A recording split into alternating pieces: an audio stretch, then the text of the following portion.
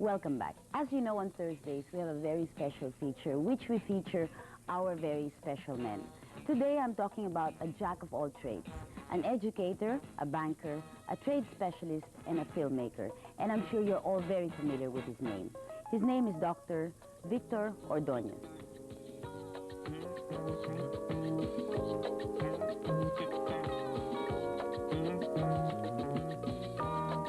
There is a common belief that when a person gets involved with too many fields of endeavor, his life turns into a ball of confusion.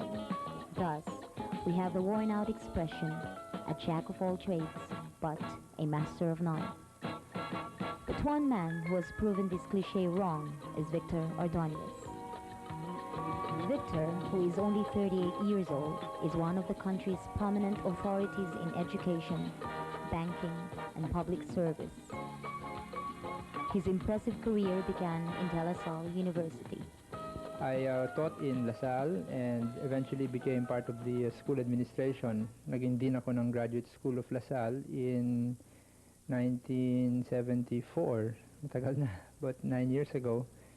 And because of my involvement in education, naging administrator din ako sa mga iba-ibang eskwela. No? I worked with Marinol College. I was the first lay chairman of the board of trustees of Marinol, and when they needed a new president, I was the interim president until we found Lourdes Kisumbing, who is now the president of Marinol. I got involved with banking as well. I was vice president of the bank in the Bancom group of companies. I headed one of the subsidiary companies. Dumaan din ako sa public service. I worked with the Ministry of Trade at that time. I was the right-hand man of Minister Villafuerte. I was acting as responsible for the international trade effort of the country.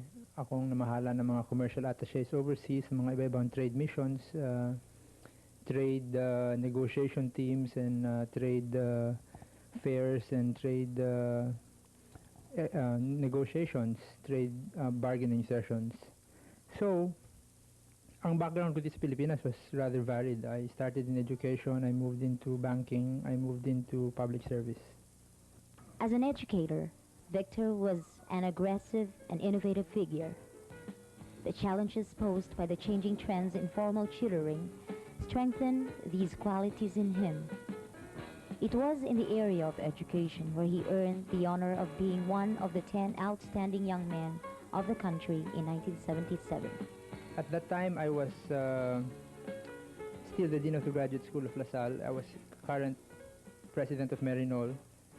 And I was also head of an association of universities in Asia. No? So at that time, ang big goal in life ko was to professionalize the running of universities and colleges. Not only in the Philippines, but even in Korea and Hong Kong and Indonesia. I worked in those countries also. The idea was to bring the skills of management to school deans. Kasi mga dean dyan, mga PhD in biology or in music or in history, but they don't know how to manage. They don't know how to handle budgets, etc. And so my job was to give them management training. And that's why I set up, for example, planning offices in 28 colleges and universities in the Philippines. But this was way back, 70s. Born to a family of achievers, Victor, even as a young boy, had already the notion that his life would eventually lead to a colorful and multifaceted end. But he did not go through the many successes in his life alone. In his formative years, his family and his teachers were always around to see him through.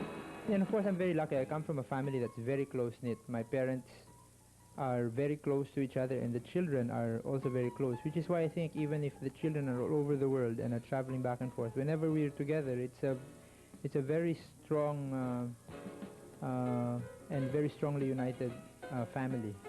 So I'm very lucky in both ways, in the fact that my parents were such a positive influence on me, and my brother and sister as well, on the one hand, and on the other hand, that I had very good teachers throughout grade school and high school in the South.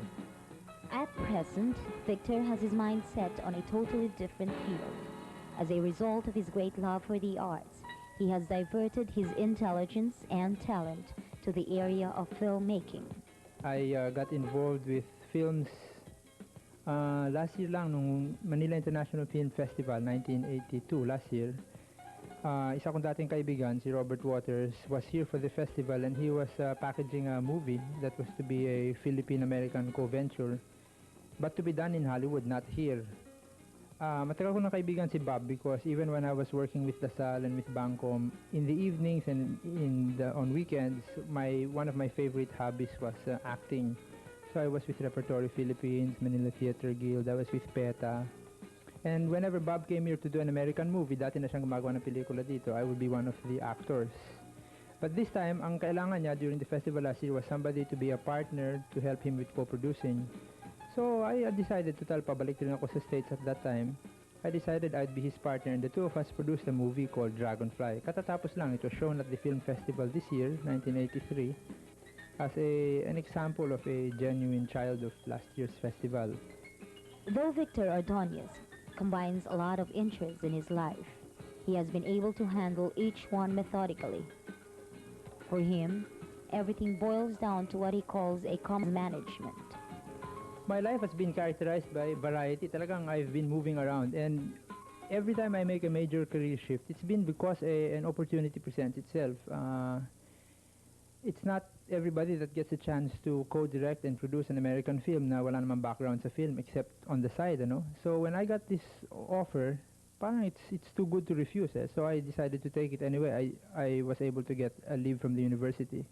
The same way with the Ministry of Trade. Nung hindi naman talaga ako sa public service, but when I was offered by Minister Villafuerte originally to be his deputy minister and then eventually to be his senior ministerial advisor, it's an offer that's really too good to refuse. Now I find in all my jobs, ang common denominator dito ako ang management. Kasi whether I'm managing a school, a graduate school, or whether I'm managing a subsidiary of a bank, or whether I'm managing a ministry, or whether I'm managing a film project, pareho din ang principles. The idea is, may tao ka, you're supposed to get an objective done using people, using money, using budgets and timetables and schedules to get the job accomplished. So really, basically, I'm a manager, and whether I'm managing a school or a film project, maraming common denominators yan. The ability to get along with people, the ability to handle finances, the ability to stick to schedules, pare-pareho ang common denominator niyan. When he is not busy teaching or making films or making big decisions, Victor gets into one of his favorite hobbies, that is, acting. And when his services as an actor is not needed, he dabbles into something as tedious as building model ships.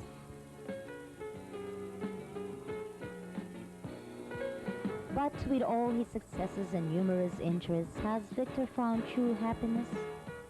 I've accepted the fact that happiness is the road you travel rather than the place you're going to. Kasi ako hindi ko alam kung saan ako pupunta eh.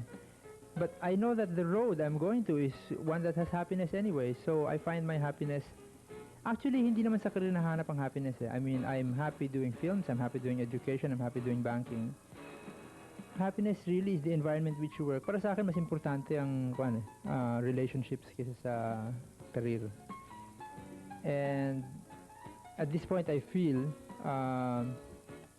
although I'm not married, and I cannot say, my wife and my children are number one. When the time comes, I'm quite sure that will be true. That my wife and my children will be more important in my career. And it's a question of waiting for the right relationship to develop. Today, Victor is preparing for his next film, which is going to be shot here in the country.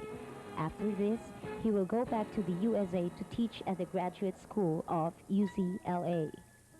In between these demanding jobs, something interesting might just catch Victor's attention. After all, very spice of life. Perhaps there isn't only one Victor Ordonez around. There must be another one like him waiting for enough encouragement, and to him, Victor has this to say. I feel that a solid background in education, and I don't mean, learning factoring or learning the date of the Treaty of Paris or learning 10 rules of salesmanship. I mean the basic value of education in terms of the readiness to learn and the correct mental attitude towards things. If that is acquired early in life, it carries throughout your career. And I think that's the single most valuable thing. This is Victor Ordonez, the man we can proudly claim as our man.